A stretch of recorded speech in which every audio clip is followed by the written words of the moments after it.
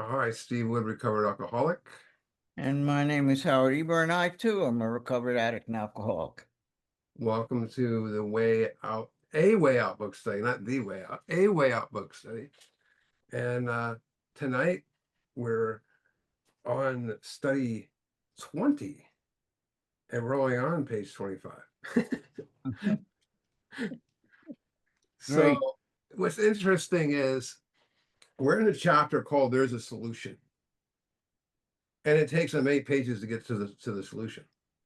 And even more crazier is he's going to get to the end of this chapter with more solution stuff. And then he starts the next chapter more about alcoholism. Pretty interesting. But this is a page that's really profound. And it starts off on page 25. It says there's a solution. Now, one thing I want to point out is I did this before. I'm not going to put it up on the screen. I did it last time. But the easiest way for me to explain it, what the solution is, excuse me, 5 times 5, you go to multiplication, 5 times 5, what's the solution? People will say, oh, 25. Well, that's the answer. Then they'll go, okay, what's the solution? And they'll go, oh, it's 5 times 5. No, that's the problem. The solution is multiplication. It's the method I use to bring me to an answer. So our problem is allergy obsession. And our method to bring us to the answer is steps 4, 5, 6, 7, 8, 9. And we're going to prove it in this paragraph, actually. So there's a solution. Almost none of us like the self-searching. What step does that sound? It sounds like step 4. Yeah, the soul searching, the self-analysis, inventory, whatever you want to call it. And self-searching, it's the essence of step 4. It's the deep examination of our thoughts, ideas, to uncover what drives us to those thoughts and ideas. And that leads to self-awareness and self-discovery. In other words, spiritual awakening. Howard, do you want to say anything on that? Well, yeah, I'm a little broader on that. I look at that self-searching as meaning really steps 4 and 8, because it is a little deeper than that. But it's interesting that, after 8 pages of buildup, Bill finally gets to the point that there is a solution, and he spells it out for us. And that's what we're looking at right now. So and it says the leveling of pride. I used to always think that was step 9, but I realized this is all 4 through 9 because I thought leveling only meant to balance something out like a leveler. In this case, so that'd be the balance of pride. When I hear the balance of pride, leveling in this case means to demolish something when you like level a building, right? And a pride is a big part of our social instinct that drives us, into resentments and harms and fear. It's driven by fear. It's fear. What do people think of me? It's to view how others see me. So if self-centered, if self and self-centeredness is the root of our troubles, pride would be kind of the key to becoming one of the keys to becoming self-centered. Yeah, anything you want to say on that? Yeah, Bill always said the only requirement for working these steps is complete deflation of ego, and that's what we're talking about with leveling of our pride. And so again, I take a little broader view. I view that as steps 1, 4, 5, and 9. 1 is deflation of ego, 4 is our inventory, 5 is letting someone else and God know, and 9 is cleaning up the past, all of which results in leveling of our pride and deflation of ego.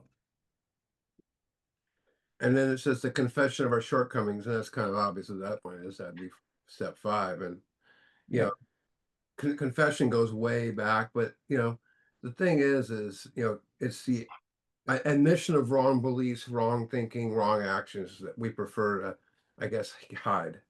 And it's interesting though, that he calls admitting our wrongs a confession because step 5 is far from a confession. Because step 5 was just a confession, it'd only be 2 columns, like who I resent and why I resent it.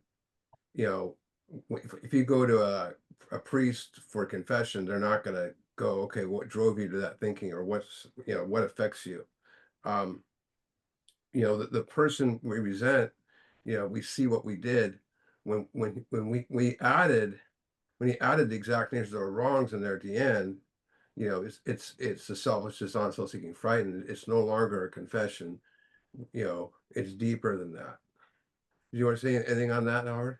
Yeah, again, I look at it a little broader. I think it's not just five, but it can take in six and seven. And what we're describing now, we're going back and forth over, is something that we were told about back on page 17. And Bill called it a tremendous fact. And we're going to talk about facts in a couple of minutes. But the tremendous fact that he revealed on page 17 is that we have found a common solution. And once he says there is a solution on page 25, he starts to lay it out. And that's where we are here. And you may want to make a note. We're on page 25, but between page 25 and the end of the chapter, we talk about one thing and one thing only, the spiritual experience and its application. So it's the confession of our shortcoming, which the process requires for a successful consummation. So consummation is a word that's I believe very misinterpreted, um, or misinterpreted, I would say. I thought it meant to end something, but if you look up in the 1930s dictionary, it says to complete or achieve a goal. So if I'm doing 4 through 5, 4 and 5, what's the goal? When we do the third step prayer, it is a decision to turn our will and lives over to the care of God. We turn our will and lives over to the care of God, but it's when the pen hits the paper. Now, so Chuck C, who's a big admiration for, he called step 4 uncover, which means to reveal and make something visible that was hidden. And then he calls step 5 to discover, which means to become aware of what previously had not been known. And that means new awareness. And 6 and 7 he called discard, which means to throw something away, get rid of it. So uncover, discover, discard. And if we do a thorough examination to uncover our defects um, and 5, and I mean 4, and if in 5 we discover what drove those defects, in 6 and 7 I'm gonna discard all this stuff. So and this is just my interpretations for me, my experience is 6 is the pinnacle step because we did everything we did so far to reach that point of letting God remove this stuff. So in a nutshell, 4 and 5 are essential requirements to reach successful combination. But there's one more ingredient, and that would be I add this to it: uncover, discard. I mean, uncover, discover, discard, and repair. So the other part of the missing thing there is step 9. So I need to go out and repair this stuff. You know, um, that's the interesting thing. Step 2 is just about being willing to believe in the power of greater self. Step 3 is about making a decision to seek that power. And 4 through 9, we have an awakening. But before that happens, we got to know how it works. Howard, you want to say something on that? Yeah, Bill knows us real well, and he started out by telling us what the problem is for the first few pages, and he laid it out heavy, and we defined whether we were alcoholics or not. And then he says, I know you guys are not going to like this. You're going to have to do some shit that you don't like to do. I know about the self-searching. I know about the leveling of pride, confession of shortcomings, but the process, and what is the process? The process of the steps, and the steps requires, and you may want to highlight requires because that's a $50 way of saying must. There's a lot of musts in this book, and that's one of them. So the steps require for its successful consummation. What is the successful consummation of the steps? You may want to have an asterisk at the end of that, and at the bottom of the page, write see 12th step first part, which is having had a spiritual awakening as a result of these steps. That's a successful consummation. We do this work that we don't want to do, that we don't like doing it, but look at what we get. We get this freedom. We get this spiritual awakening. And that's the successful consummation of all of the stuff we don't like to do.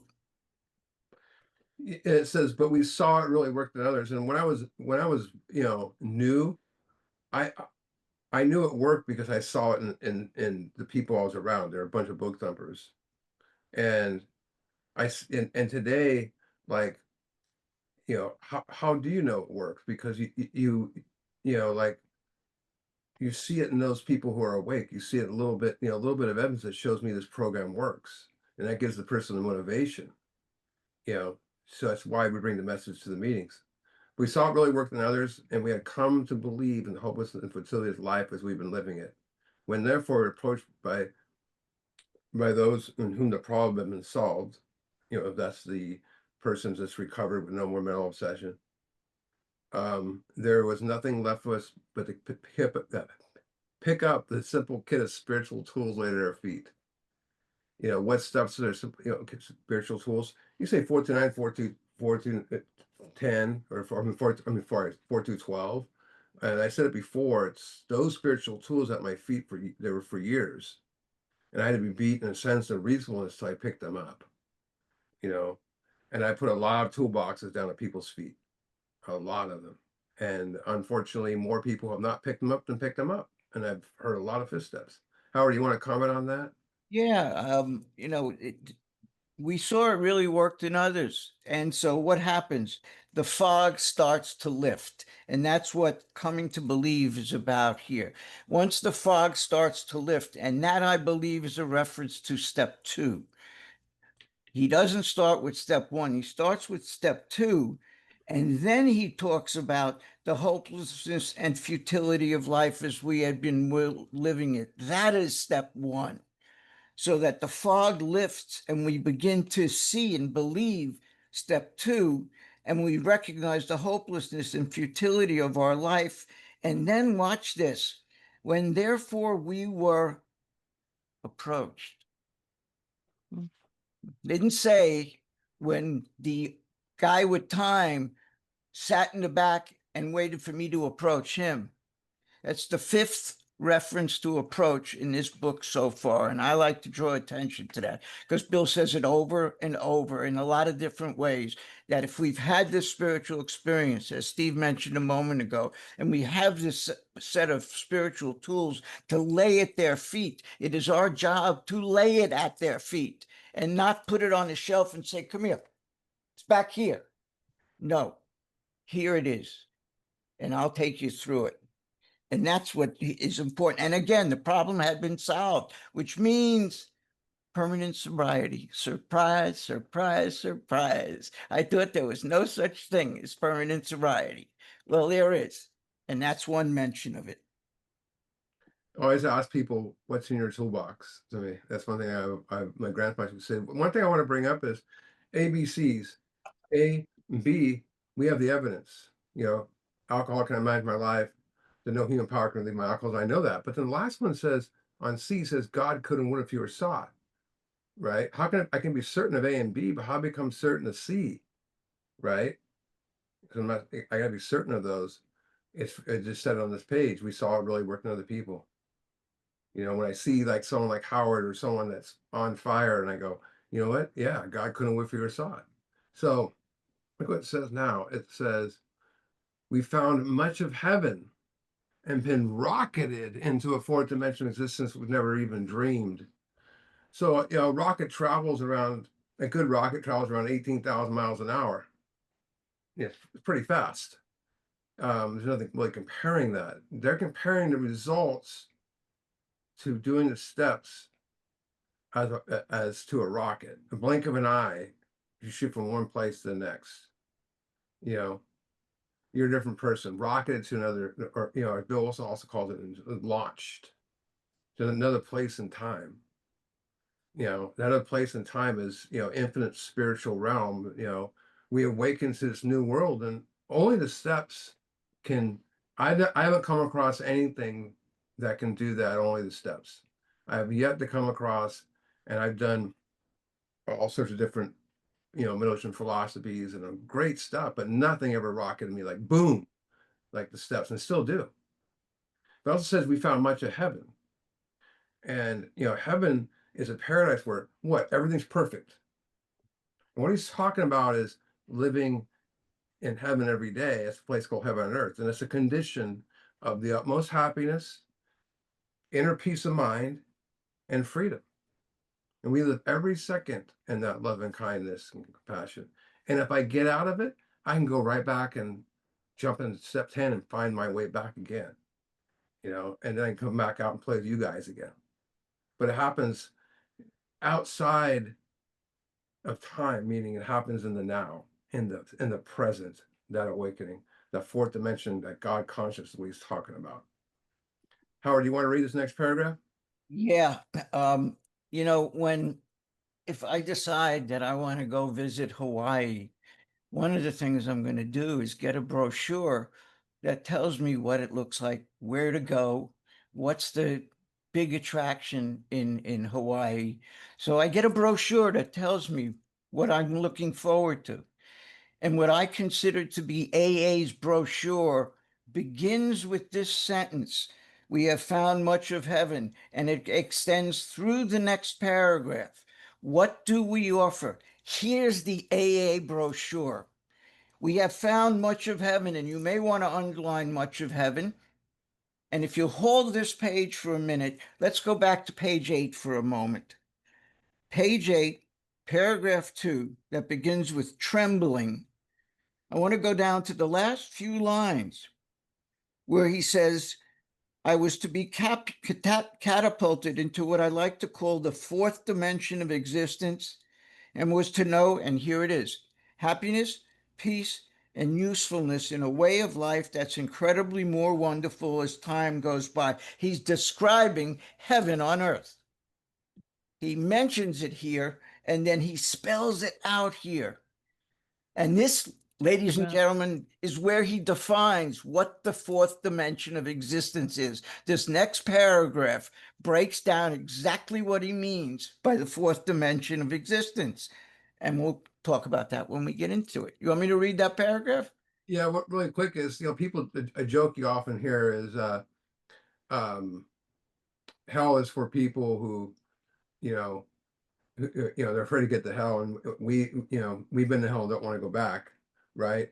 Well, then what's happened then? But do we want to wait to the end of our life in recovery? We don't have to wait to the end of our life to go to heaven. We can walk this earth and have heaven every day. That's the most beautiful thing there is. Okay. If you don't mind, I'm going to read through this paragraph and then kind of take it apart and then hand it over to Steve. But let's go through this. This entire paragraph is a promise. It is a promise of what we can expect. It is a breakdown of the fourth dimension. And he starts to talk about certain facts. The first fact he talks about is the great fact is this, and he's going to define it. So you may want to make note somewhere of what is the great fact. The great fact is we have had deep and effective spiritual experiences which have revolutionized our whole attitude. And then he spells out the attitude, which I'll get to in a moment. But that's a fact. It's a great fact. Now, Bill already mentioned another fact. If you want, keep your page here. Let's turn to page 17 for a moment. Paragraph 3 begins with his revealing of the tremendous fact. And the tremendous fact is that for every one of us, we have discovered a common solution. That's the tremendous fact.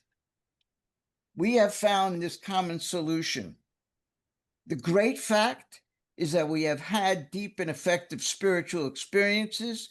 You may want to underline that and note the asterisk after spiritual experiences, because we're going to talk about that today, which have revolutionized. What happens when you revolutionize something?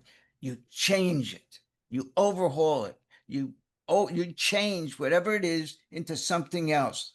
So what have we done? We've changed our whole attitude towards life. Underline that, please. That's the mental dimension. There are 3 basic dimensions of life. I believe so. I think Bill Wilson believes so. I know there's a guy on the speaker circuit that's pitching a 2-dimension answer, but I don't see it everywhere in this book. I see three dimensions, and he's about to spell them out. The first dimension is the mental dimension. So we have had the spiritual experience, and it changed our attitude towards life. That's our mental dimension, how we see, think, and perceive information. And then toward our fellows, let's underline that, and above that, right? The physical dimension, the world and everything in it. How do I fit in? How does my body integrate with every other body I run into? That's my attitude towards my fellows. That's the physical dimension. And here's the third dimension, toward God's universe. And you may want to underline that, and above that, right? Spiritual dimension. So the fourth dimension is taking the three basic dimensions, spiritual, mental, and physical, and getting in harmony for the first time. Perhaps for the first time in my life, I was healthy in the three basic dimensions. And if that is the case, I have entered the world of the spirit, and I am functioning in a fourth dimension of existence, which is the harmonious blend of the other three. We've changed our attitude towards all three of those things, and we're now walking on a different footing. We see life differently. We deal with it differently. We are different. We are walking in this fourth dimension. And later on, Bill mentions it, talks about it again, and he uses that expression that we have entered the world of the spirit. And P.S., I don't want to slam it, but that line, we have entered the world of the spirit, it's not in the plain language big book. Don't understand it why, but that line was removed. You entered the world of the spirit, and they didn't put that in there. Okay, in any case, continuing, the central fact. Okay, here we go. We got another fact. The central fact of our lives today, and underline this, is the absolute certainty that our Creator has entered into our hearts and lives in a way which is indeed miraculous. Now, you can read that a little differently. You can read it that he's entered into our hearts and lives in a way which is indeed miraculous. And I don't care which way you read it, it says the same thing. It's miraculous. And what is a miracle? A miracle is an event demonstrating divine intervention in men's affairs. That's what a miracle is. And the central fact of our lives is that our Creator has entered into our hearts and lives. So we have a central fact, which is the absolute certainty. There's no doubt. Absolute certainty is faith. Faith is knowledge. Faith is experience. Faith is certainty. Faith is surety. And faith is absolute certainty that our Creator has entered into our hearts and lives in a way which is indeed miraculous. He has commenced to accomplish those things for which we could never do by ourselves. I thought this was a self-help program. I just read something that told me it's not a self-help program. We could never do it by ourselves. So next time you run into a knucklehead who says it's a self-help program, tell him to read the big book and do him a favor. Go to this line. You don't have to read the whole book. Just read about 6 words. You can never do it by yourself. It is not a self-help program. Steve? So this paragraph is wow. I mean, he's telling us that he mentions that a new that we need to get it like right away. If you decipher what he's saying, he's telling you need to get a new attitude towards life, towards your fellows, and towards God's universe. Now, if you just get that message and go out, I'll go try that on my own. Good luck, because you're still seeing with the same eye. So if he's saying that we need a new attitude, what's he saying about our old attitude? That it was anchored in anger, resentment, fear, and guilt. And so he's talking about entire psychic change. He's talking about a deep psychic change and spiritual conversion. And that's the adoption of a new belief system towards God that completely differs from our old belief system that leads to character and wholeness. And we have a conversion, we shift from human knowledge to spiritual knowledge. So it's a big, human thinking to spiritual thinking, and a new understanding has previously not been known. And that leads us to transformation of what? Our morals, our emotions, ideas, thoughts, and action, lifestyle. Now, did you walk into AA because you wanted a transformation of morals, emotions, ideas, and thoughts? No, you want to get off of booze. This was the bonus plan. And if we work on that, we get off of booze for good, you know, and that's the thing. But it also says in there, you know, um, you know, it's interesting, we can go home again is what it's saying. There was, a time in our life where we were spiritual. It's when we were kids. You see a kid, they hold on to resentment for 30 seconds. My son, well, he's 12 now, not he gets them now, but there was a time where he would hold on for 30 seconds and say, "Oh, Dad, blah blah blah." He would just forget about it. But when we were kids, and we didn't fear everything. But we held on, but then we get older, we hold on resentments for 30 years. We live in fear. And if we broke something at home, we say, "Oh, sorry," you know. And but it says revolutionize. That's what it's talking about here. So revolution, our attitude, revolution, Howard mentioned it, it's to make major change, radical change. Like example would be the internet revolutionized, completely transform and change the way we communicate, right? The cell phone revolutionized the way we communicate. So, you know, when a country becomes when there's a revolution, the country becomes unrecognizable. So when a person is revolutionized, they become unrecognizable, transformed. It says of their attitude towards life and towards God's universe, right? And attitude is the best way to describe it. It's like the key element of our personality. A key element involves beliefs, feelings, and opinions, or viewpoints towards something, maybe dislike or like or positive, negative. So attitude is a favorable or unfavorable evaluation towards something or somebody, beliefs. And many of those beliefs we had our whole life have never changed when we walk in here, and are not only to become aware of them because we never looked at them before. For these attitudes to change, we got to do steps 4, 5, 6, 7, 8, 9, right? And and that's revolutionizes our attitudes to God's universe. So if it's as if the old attitude never existed. It's not a fake it till you make it thing, right? That's all about repetition. And the one last thing I want to mention is it says about the central fact. That's a very important one to me. It says a central fact.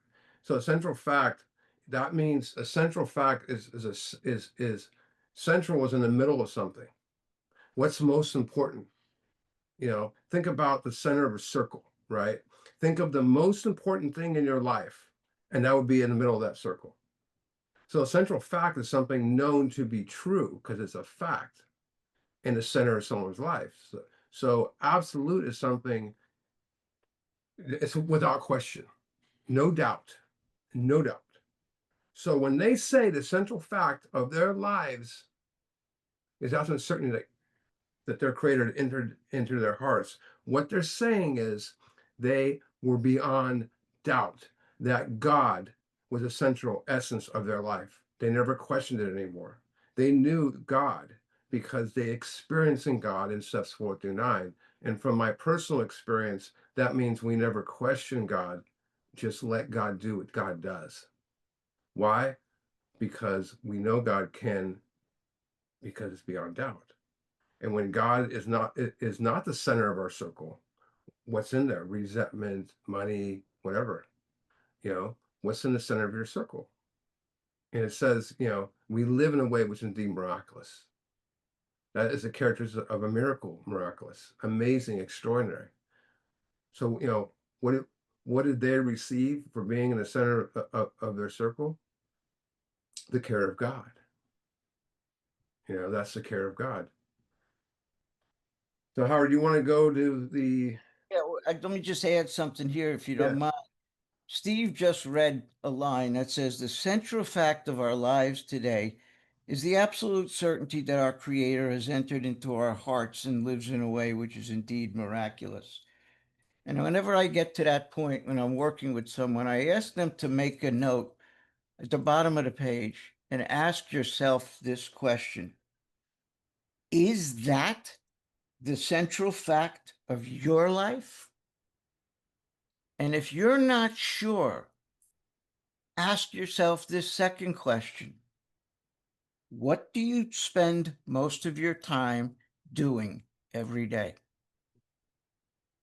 Ask yourself that. I found a great quote by a guy named Pastor Daniel Lloyd that says, "The true Lord of my life is not revealed by my declarations, by the things I say, but by my actions, by the things I do." So this paragraph, this section, Bill is getting obsessed almost with facts. He has a tremendous fact on page 17, which is we found a common solution. And then we get the great fact, which is that we have had deep and effective spiritual experiences. And then we have the central fact, is the absolute certainty, but we're not done yet. Hold this page and let's turn, if you don't mind, to page 51. Mhm. And on page 51, paragraph 0, which is at the top of the page, the consciousness of the presence of God is the most important fact in our lives. Oops, is it 51? I'm sorry, 51. Paragraph 0, right at the top of the page of 51, the last few lines. The consciousness of the presence of God is the most important fact in our lives. So we got an important fact buried over here on page 51. So at the bottom of page 25, where we are, I have another little footnote. See page 51 for an important fact. And as Steve was mentioned, on the second line of this paragraph, it says we have had these deep and effective spiritual experiences, and there's an asterisk. What's that mean? What does he mean when he says we've had deep and effective spiritual experiences?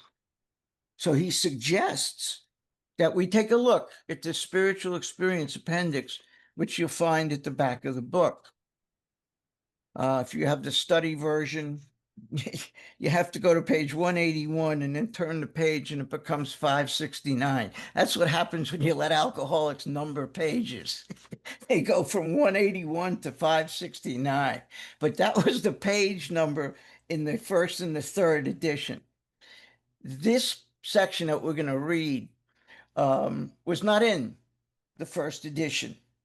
This appeared as appendix number 2, 2 years after the first edition came out, after the first printing of the first edition.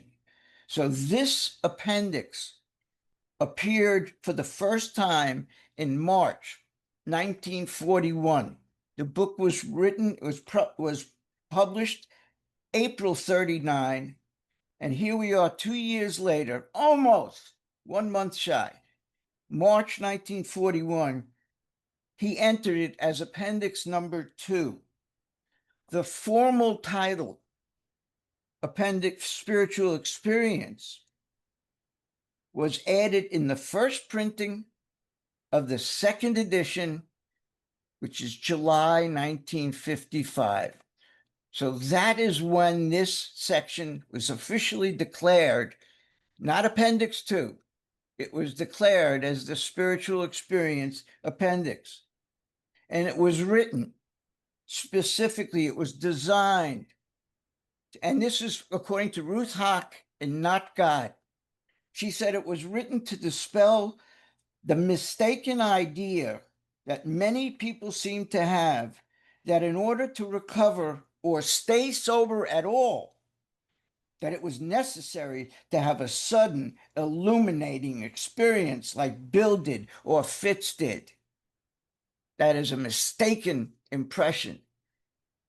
That's Ruth Hack, and I agree with her wholeheartedly. So I'm going to start reading this. And as we go through this paragraph, I'm going to ask you, if you want to play along with my little game, I'm going to ask you to circle certain words. And then trust me, when we get to the end of the paragraph, I'll explain, get to the end of the section, it's only a page and a half long. I'll explain why. So I'm going to ask you to circle certain words. Let's begin. Steve, did you want to add anything right there? No, just go ahead. Okay. The terms spiritual experience, let's circle that.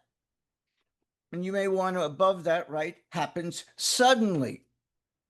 Happens suddenly. White light, burning bush experience. Bill seeing that light on the mountaintop. Fitz falling to his knees in the town's hospital. And spiritual awakenings, circle that. I know it's tough. It's half on one line and half on the other, but you must circle spiritual awakening. And above that, I've written gradually. It develops gradually over a period of time. This, what we are doing here today, a big book study, is the educational variety. And if you do this work, you will have a spiritual awakening, not an experience. You'll have many spiritual experiences along the way, but spiritual experiences are fleeting. That God moment is called the God moment for a reason. It's not a lasting thing for the rest of your life. You need a solid base of spiritual experience that becomes spiritual awakening to get through the muck of everyday life. Is But that on page 25? The spiritual awakening? what? What page is that? Is that the spiritual awakening? I'm on page spiritual experience appendix, Maureen. Oh, okay. Sure. Again, the term spiritual experience, let's circle that. And spiritual awakening, let's circle that, are used many times in this book, which, and you may want to underline this, upon careful reading, because Lord knows we alcoholics are careful readers. We want to know all of the facts, all of the data, so we could do what we do best, which is make educated decisions. So we have to read this stuff very carefully. What does it show? It shows the personality change. Let's circle that. That's the third thing we've circled. And here's the best definition of spiritual awakening, spiritual experience I ever found. It is sufficient to bring, it is a personality change, sufficient to bring about recovery from alcoholism. You may want to underline or highlight that. There's your definition of a spiritual experience, a spiritual awakening. What is it? It is a personality change sufficient to recover from alcoholism. It is how you can obtain permanent recovery. And he says it's manifested itself among us in many different forms. You may want to underline that too, many different forms. Howard, can I mention something? Yes, absolutely. Yeah. I was just going to stop. Personality is, that talking about our identity, how, mean, every single person here you identify, before we ever got to AA, we identified people as, maybe their anger on their face or what they wore, but now, personality is it's a combination of our ideas and beliefs, feelings, emotions, attitudes, a little bit of attitudes, that form that identity. So, they're saying that, we receive a change in beliefs, feelings, and emotions and attitudes. I think we kind of went over that in 25. But anyway, go ahead, Howard. Yeah, that's a great point that Steve just isolated. The word personality. If you look it up in the dictionary, as Steve just alluded to, it's made up of the way we think and the way we feel, are attitude and outlook, as Steve just mentioned, those key words, attitude and outlook upon life, upon people, upon places, upon things. That's what constitutes the distinction of a person. That's what personality is. The traits which constitute a person. Okay. So, yet it's true that our first printing gave many readers the impression that these personality changes, let's circle that, or religious experiences must be in the nature of sudden and spectacular upheavals. Please circle upheaval. Happily for everyone, this conclusion is erroneous. And erroneous just means incorrect. To those of you who've had the impression that in order to recover, you must have the kind of experience that Bill had, because Bill was getting a lot of mail after the first edition came out by people who said, we're following the program, we're doing the 12 steps, but Bill, we haven't had that white light experience. We haven't had what you had and Fitz had. What are we doing wrong? So Bill wrote this section to tell him, stop. You're not doing anything wrong. The notion that you must do something like that is what's wrong. That is erroneous. You do not need to do all of that stuff in order to recover. I mean, you do not need to have it suddenly, I should say. You have to do all the same stuff. Steve, did you want to add anything? I was just, I mean, erroneous, like you said, it's not true, and it's, yeah, just go on to the next one, because I got more. Okay, sure. In the first few chapters, a number of sudden revolutionary, circle revolutionary, please. And then the next word changes, circle that again. So that's the seventh circle described. Though it was not our intention to create such an impression, many alcoholics have nevertheless concluded that in order to recover, they must acquire an immediate and overwhelming God consciousness. Let's circle overwhelming, followed at once by a vast change. Let's circle vast change in feeling and outlook. And next to that, you may want to write spiritual experience, because that's what he's describing. I'm sorry, Steve. Oh, go ahead. Anyway, so, you got some big words in this one. You got God consciousness, and God consciousness is, it's not that hard to explain, really. What's consciousness is when you're aware of something. So God consciousness must be the awareness of higher power or God, whatever you want to call it. But, I'm big on the instincts, the third column, the inventory, and, so God consciousness, it's the part of the human being that's capable of exceeding our animal instincts. Those animal instincts like pride and self-esteem and all that. If I can't have two cores. I'm either gonna have God consciousness, or I'm gonna follow those instincts and fulfill them, right?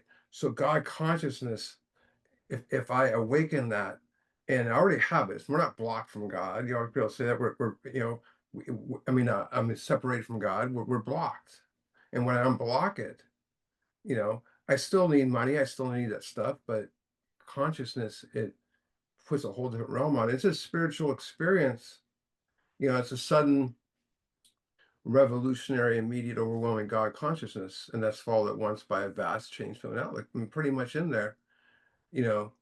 So it's a sudden bam shift, and I know people have had those, and as a result of some type of direct experience with God. How do you know something from experience? You know, and that's the thing, and that leads to knowledge of God. And I always ask people, do you want belief or do you want knowledge? Do you want to know about God, or do you want to know God? It's a big question, because how far do beliefs get us? You know, and that leads to because I know knowing God, I know knowing about God does not lead to change in character and wholeness. It might make you happy. You might get a good lecture here and there, but the truth is knowing God experiencing God, when you're in the center of the circle I mentioned, that will give you the change of character and wholeness, personality change. Okay. Among our rapidly growing membership of thousands, and I hate to be too pedantic, but I wrote millions over that. I'm a bit anal about this shit. A rapidly growing membership of millions of alcoholics, such transformations, oops, let's circle transformations, though frequent, and please underline, are by no means the rule. Once again, that is not a requirement to have that sudden transformation. Most of our experiences are what the psychologist William James calls, and you may want to underline this because this is what we talked about a moment ago, of the educational variety, because they develop slowly over a period of time. They develop. A sudden spiritual experience is sudden. It happens. A spiritual awakening is something that develops like a picture. Put it in the solution and you watch the image come out. That's a Right. spiritual experience, spiritual awakening. Did you want to jump in at that and anything there, Steve? The spiritual awakening is just so, if people say don't feel any different, but once you have it yourself and experience it yourself, someone else has it before they do. And we'll talk about that in a minute. It's just a gradual shift into it. And some of us need that gradual shift. I just mentioned the psychologist William James because I like to be visual. We're going to take a look at who this guy is. William James, you'll see, notice him on the left, wrote the book, The Varieties of Religious Experience, that Ebby brought Bill when he came to visit him in the hospital, Towns Hospital. And according to legend, and I don't believe this for a second, Bill, with 3 days sobriety, read this book. I don't know. I don't know too many people who've been able to read this book. It is so obtuse. It's just not an easy read. Let's leave it at It's a that. hard read. It's a hard read. Yeah. And thinking that you're 3 days sober, my mind is so vachata, and I'm hearing the screaming of 1,000 monkeys. I'm supposed to read this stuff. It's just not going to happen. Oh. And this is what William James had to say, incidentally, about spiritual experience. He says, what is obtained is often an altogether new level of spiritual vitality, a relatively heroic level in which impossible things become possible. Hmm. Alcoholics recover, and new energies and endurances are shown. The personality is changed. The man is born anew. Sanctification is the technical name of this result.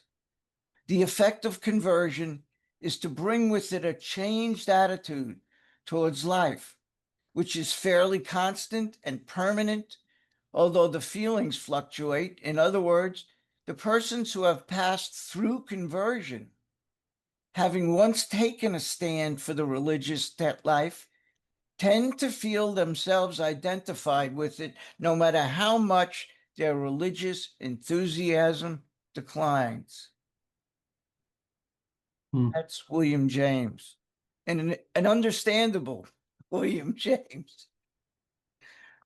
Okay, getting back to the appendix, he says, quite often friends of the newcomer are aware of the difference, let's circle difference, long before he is himself.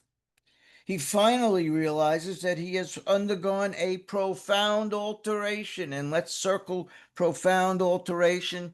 For those of you keeping track, that is number 12, circle number 12, in his reaction to life, that such a change, bing, there's another one, let's circle that, could hardly have been brought about by himself alone. And you may want to underline this next sentence. What often takes place in a few months could seldom have been accomplished by years of self-discipline. What is it that he's referring to here? What happens in a few months? It's working the steps over a in that gradual period of time. So what takes place in a few months, which is a spiritual awakening as a result of working these steps, could seldom have been accomplished by years of, and I'm going to change self-discipline to an example of self-discipline, which is don't drink and go to meetings. I don't care how Right. many years you do that, it's not going to turn out the same way. So what happens in a few months, which is freedom, can never be accomplished by don't drink and go to meetings, which is relief. So what do you want? You want freedom or you want relief? Because relief is transitory. Relief ends when you walk out that door and you got to come back tomorrow to get another dose. So, with few exceptions, our members find that they have tapped an unsuspected inner resource. You may want to underline unsuspected inner resource, and above it, let's write God consciousness, the sixth sense. It's a little preview of step 11, which they presently identify with their own conception of a power greater than themselves. So let me just say this a little differently. When he says they have tapped an unsuspected inner resource, hold this page if you don't mind, and let's turn to page 55. 55, paragraph 2. Deep down in every man, woman, and child is the fundamental idea of God. Saying the same thing. Deep down, that's our inner resource. That's where he will be found in the final analysis is in. So all of this is not about letting God in. It's innate. It's about letting God out. And these steps are about clearing away the clutter that has accumulated on our soul that is preventing him from getting out. It's not about letting God in. It's about letting God out. Most of us think this awareness of a power greater than ourselves is the essence of spiritual experience. Let's circle spiritual experience. That is number 14 for those of you keeping track. Our more religious members call it God consciousness. Oops, God consciousness. What's that? That's the central fact of our lives. Didn't we just read that? The central fact of our lives is that God has entered into our hearts and lives in a way and so on. It's the same thing he just said. God consciousness, that's the central fact. Capable of honestly facing, let me read the sentence. Most emphatically, we wish to say that any alcoholics capable of honestly facing his problems, you may want to underline that and maybe circle the word honestly, in the light of our experience, can recover. Notice it doesn't say will recover, can recover. Here's the catch. You may want to circle this next word, provided. Here's the condition. He does not close his mind to all spiritual concepts. You may want to underline that. And next to it or above it, right, including organized religion. And let's underline this next sentence. He can only be defeated by an attitude of intolerance or belligerent denial. One thing I wanted to throw in there was, a closed mind can't get fed, right? Meaning your mind is closed, you're not letting anything in. Open-mindedness is considered someone else's opinion other than your own. And that's a condition right there. And they're saying being open-minded to all spiritual concepts, a good example of spiritual concepts are the steps. You know, maybe you're not open-minded towards, forgiving someone, or the honesty part, or the step 5 part, or the amends part, or the altruism part. And what they're saying here is don't be a hater on spiritual ideas, because the steps are spiritual ideas. Don't be a hater on religion either, or another's religion. Don't tip over the ladder of someone else's way that they climb. You always hear it, people's, my ladder is better than your ladder. Your ladder to my ladder to God is better than your ladder to God. That happens all the time. And there are many ways to the top of the mountain. Howard might climb up, hike up. Billy might drive up, and Paul might take a helicopter, or someone else might take a train up. But at the top of the mountain, guess what? We all have the same view. We all have the same view at the summit. And if you have one concept of religion, if you're closed-minded against other concepts, the steps will be very difficult. They're simply saying, be open-minded. I tell you, this, when your mind is open to all spiritual concepts, it's like plugging yourself in. Remember when Fred, in the story of Fred, says, quite as important was the discovery of the spiritual principles would solve all my problems. And that belligerent denial, and the unwillingness to recognize beliefs. Anyway, go ahead, Howard. Okay, incidentally, belligerent is defined as hostile, quarrelsome, combative, a fighting attitude. I know we're out of time, and I appreciate No, you. it's okay. Let's keep going. And no one's running away. And we started a little bit later than normal. Yeah. We find that no one need have difficulty with the spirituality of the program. Please underline that. It doesn't say with the religious elements, it says spirituality. And people will say this at meetings: I'm doing the spiritual part of the program. Okay. What steps are not spiritual? Oh, this step, no, they're all spiritual. Step 1, I'm saying I'm powerless. That deals with spirituality before you know it, right? You're powerless. Look at the rest. It's all there. Saying that I only work the spiritual part of the program is like saying I only taste the red part of the ketchup. Right. I love that. Okay. We find no one have difficulty with the spirituality. Oops, squiggly writing, willingness, honesty, and open-mindedness. In other words, what we have turned into HOW, which is not only my initials, but it's honesty, open-mindedness, and willingness. What's not the order that Bill put them in? Bill put them in the order of willingness, honesty, and open-mindedness. And those things are, if you remember back on page 27, and I'm going to try and save time, so I'm not going to jump all the way back there. On page 27, he said we have to maintain a certain simple attitude that's required for spiritual awakening. And I believe one of those certain spiritual attitudes is honesty, open-mindedness, and willingness, or in Bill's order, willingness, honesty, and open-mindedness. And they are essentials. There- They want to circle essential. It's a $50 version of must. I'm sorry, Steve. Oh, look, anyway, well, they're saying they're conditions for recovery, right? Willingness means, what does that mean? It means to be ready to do something. And it's demonstrated by what? Action. Now, honesty, I'm going to quote my good friend Derek, who's being part of Big Book Compendium. He taught me this, my spiritual mentor, and he said, honesty is awareness of where you are at. Self-honesty. Am I powerless over alcohol, or can I control it? Is my life consumed by resentment, or are others are to blame? Does fear drive my decisions? Who am I? What am I? Why am I? All those questions like that. The awareness of where am I at with my life? An open-mindedness, like I said, is, can hear someone's opinion other than your own. Can you have consideration of another opinions other than your own? Keep your mind open.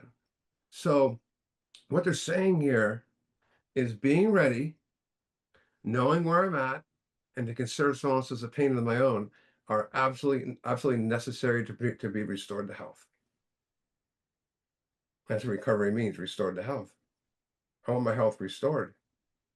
And people say you can't be recovered and have never read this page. Hmm. Never. I want to show a slide super quick just so it Okay. wraps up before we get to the last little thing in there. Um, just so understand this. So you have personality change sufficient to bring out recovery, but you have the spiritual experience, the desperation, hopelessness, terror, surrender.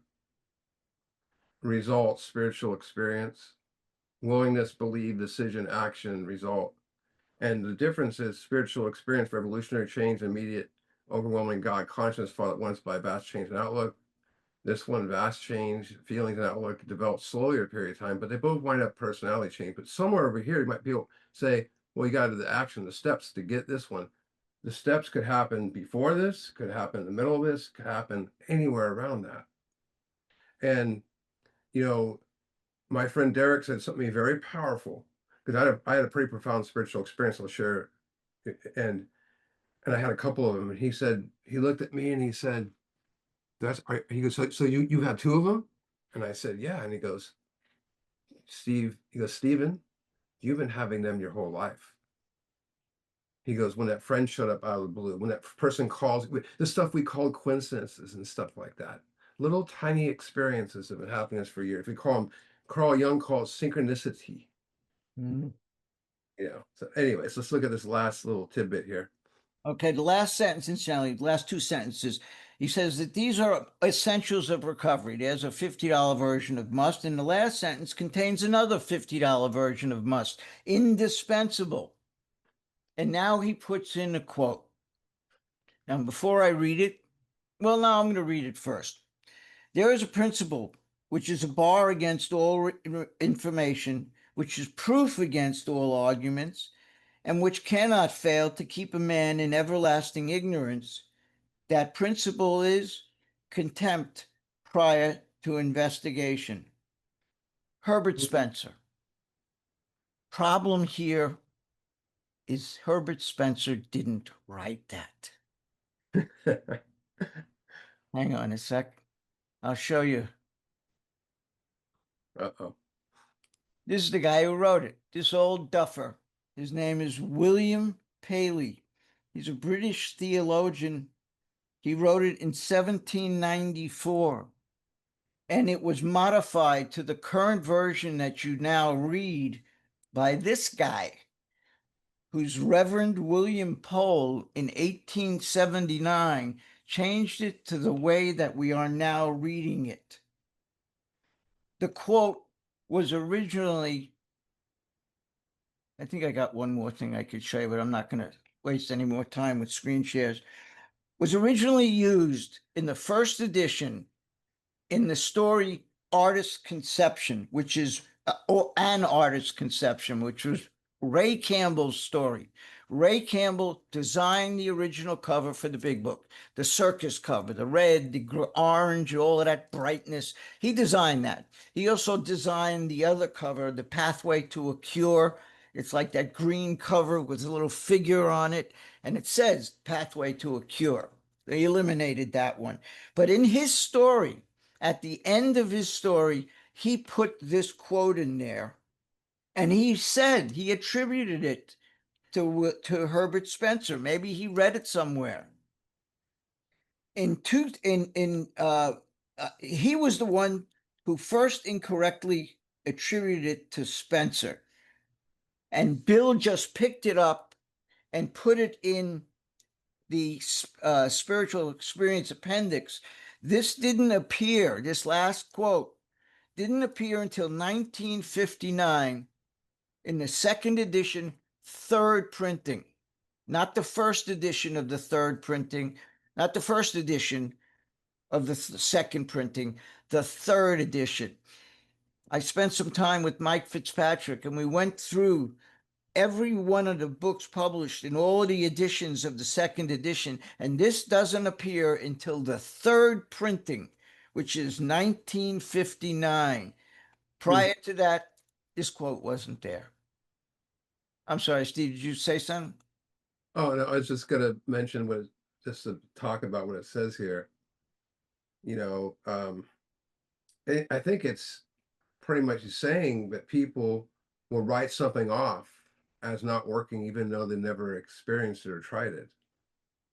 Right? That's called, making decisions based on theory rather than fact. And Howard mentioned facts all night.